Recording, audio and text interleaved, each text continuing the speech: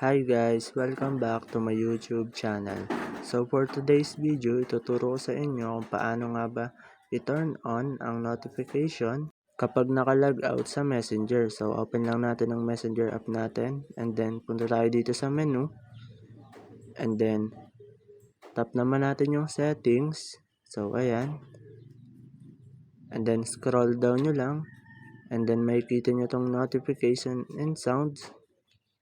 So itap nyo lang yan.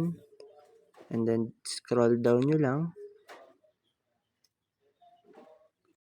So ayan, dito guys, makikita nyo yung notification when log out.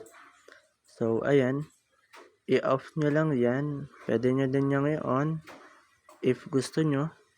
So ayun guys, ganun lang naman kadali i-turn on or i-turn off ang notification when log out. So ayun lang.